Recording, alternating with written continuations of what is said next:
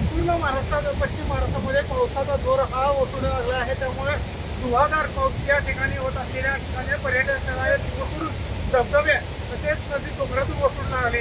त्याच्यामध्ये पाहू शकता या ठिकाणी सातारा जिल्ह्यात असलेला ठोसेघर धबधबा अशी डोंगरातून कोसळताना दिसत आहे। बरोबर त्याच्या फ्लोमुळे मोठ्या प्रमाणात नदी डोंगरातून येणारे पाणी मोठ्या प्रमाणात ओसरून व्हायला लागले। तर आपण या ठिकाणी काही पर्यटक आहेत त्या निसर्गात आस्वाद घेण्यासाठी आले आहेत। आपण देखील बातचीत करण्यावर सगळं कुठून आला तू कसं वाटतंय तुला हे बघताना? एकदम छान वाटतं, निसर्गरम्य वातावरण आहे। या ठिकाणी सूचना काय दिल्या धबधब्याच्या जवळ वगैरे कोणी जाऊ नका। वातावरण निसर्गाचा आस्वाद घेताना आपण स्वतःची काळजी घेतली पाहिजे असं पर्यटक म्हणतात। आपण आणखी काय काय सांगते कसं वाटतं तुला निसर्ग पाहून? आपला धबधबा आहे आणि सातारा धबधबा ओळख आहे आपल्या धबधब्याची। तू कुठं आलाय ताई? मी रेणुपुरवरून आलो। होय, हा धबधबा पाहण्यासाठी मी रेणुपुरवरून आलेलो आहे। अतिशय रम्य असं वातावरण आहे, असं दिसण्यासारखं। सातारा जिल्ह्यातला आहे इथे पर्यटक येतात त्यांच्या काय सांगतात? त्याच्यासाठी सांगेन की आपल्या साताऱ्यात येऊन हा धबधबा पाहिला नाही तर तुम्ही साताराच पाहिला नाही असं आहे। ओके, त्या साताऱ्यात आल्यानंतर हा धबधबा पाहिला नाही असं या युवकांचं म्हणणं आहे। त्यामुळे या ठिकाणच्या निसर्गमय वातावरणात आणि पावसाचा आस्वाद पर्यटक या ठिकाणी घेत आहेत।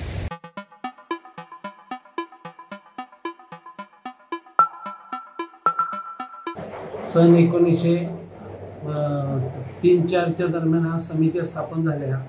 समित्या स्थापन झाल्यापासून इथं सुद्धा अत्यंत काही धबधब्यात पडण्याचं प्रमाण किंवा अतिउत्साहपणाचं जे प्रमाण तरुणांचं होतं ते त्यावेळेस असंच फार मोठ्या म्हणजे त्राससुद्धा भावला, खात्याला सुद्धा भयंकर त्रास झाला, आम्हालाही त्रास झाला। पण आम्ही शासनाच्या माध्यमातून किंवा समितीच्या उत्पन्नाच्या माध्यमातून हे सगळे कटाडे किंवा संरक्षणाच्या दृष्टीनं आम्ही पावलं उचलली। आम्हाला काय अधिकाऱ्यांनी सुद्धा मदत केली आणि वन खात्यानं सुद्धा आमच्या पाठीमागं उभं राहून सगळ्या लोकांनी हे व्यवस्थित तेव्हा आता अनुचित प्रकार 2012च्या नंतर कसलाही हे धबधब्यामध्ये अनुचित प्रकार नाही। कुठं घसरून पडलं होवलं असं आम्ही काही शिल्लक ठेवलं नाही। असं चांगलं व्यवस्थात इथं या ठिकाणी CCTV कॅमेरे, बंदोबस्त, पोलिसांचा सुद्धा बंदोबस्त असतो असं व्यवस्थित आम्ही ठेवलेलं। त्यामुळे 2012 नंतर कसलाही अनुचित प्रकारे ठोसेघर धबधब्यात कसलाही झालेला नाही,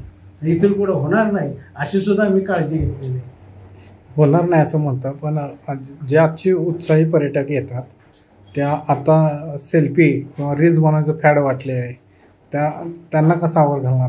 त्याच्यासाठी आम्ही ती सेल्फी पॉईंट काढणार अतिउत्साही पर्यटक असतात तिथे आमची माणसं ठेवलेली असतात, त्याला ताकीद दिली जातं बाबा इथे असं करू नका, हे धोक्याचं आहे, ही परिस्थिती अत्यंत वाईट आहे, असं वागू नका, बाजूला जावा।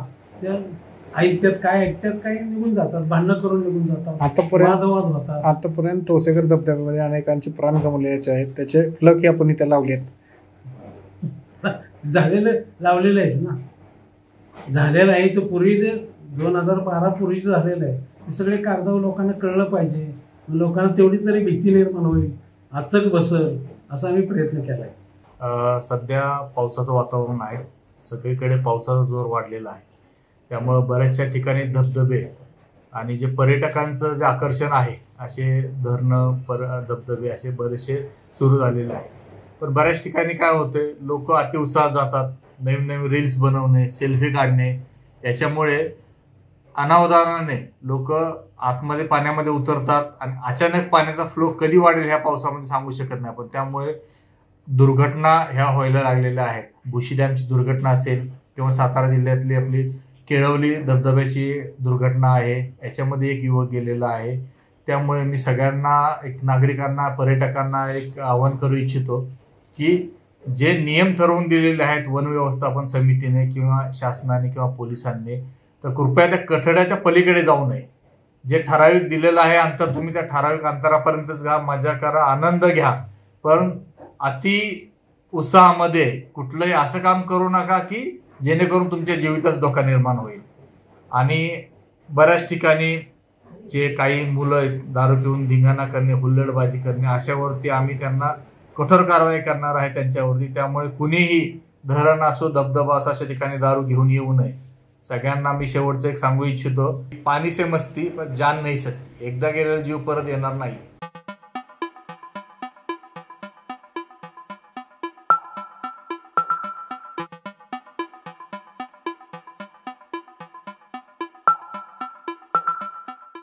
मी आता सातारा जिल्ह्यात असलेल्या पर्यटन स्थळ असलेल्या ठोसेघर धबधबा या ठिकाणी पश्चिम घाटातील या धबधब्यामुळे या ठिकाणी पावसाचा ओढ वाढल्यामुळे काळी गंगा असलेल्या धबधब्यात नदीच्या पुरामुळे या ठिकाणी जे धबधबे ओसरू लागले, त्यामुळे या ठिकाणच्या धबधब्याचा आस्वाद या पावसाळ्याचा घेण्यासाठी काय पर्यटक आहेत. आपण त्याची बोलणार काय सांगाल की आपण कुठून आला, कसं वाटतं? आलोय नगर जिल्ह्यातून. एक नंबर वाटते इथं वाटा. आम्ही महाबळेश्वरवर नाही आलो. तिथं वातावरण बघून खूपच वाईट वाटतं. या ठिकाणी लोणावळ्याच्या घटना पाहता आपण कसं केअर करता की या दुर्घटना होऊ आम्ही खूपच जास्त आम्ही काही रिस्क वगैरे घेत नाही. इथं असं कसं आहे की सिक्युरिटी पण खूप आहे. सिक्युरिटी असल्यामुळे ना आम्ही इथं यायचं ठरवलं, कारण जास्त पाण्यात पण वगैरे वेग वगैरे पण येणार. ओके, नेक्स्ट की या ठिकाणचे वेग असून सावधानकी बाळगून या ठिकाणी पर्यटक आपला निसर्गाचा आस्वाद घेत आहे. आपण तुमचं नाव सांगा की आपण कुठून आलो? आम्ही कोकण तालुक्यातून आलो आहे. माझं नाव मुख्य दिलीप खिलारी. कसं वाटतं आपल्या या ठिकाणचं नाही, वातावरण चांगलं आहे इथं. निसर्गरम्य वातावरण आहे. धबधबे पण चांगले कसं होते आता. या ठिकाणची निसर्गाचा आस्वाद घ्यायला कसा आनंद वाटतो? नाही, आनंद एकदम मस्त येतोय. त्यात काही नाही, असं तुम्ही कसा एन्जॉय केला? फुल एन्जॉय एकदम. या ठिकाणी अनेक काय पर्यटक आहेत, पण त्यांची वाटणी करणार आहोत. कसं वाटतं आपल्या या ठिकाणचं धबधबे काय कसं वाटतं?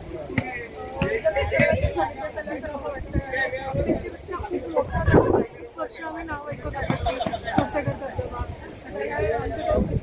डहाणून आले. त्यानंतर आम्ही इथं सहज सज्जनगडला आलो आणि तिथून आम्ही नाव ऐकून तितक्या जवळ आहे म्हणून बघूया, पण खरंच अप्रतिम आणि एकदम अविस्मरणीय क्षण असं ते म्हणतात. आपण सांगाल काय? छान वाटतं. ज्या धबधब्याचा ओव्हरफ्लो होत आहे, त्या दुर्घटना घडतात, त्याबद्दल आपण काय सांगाल?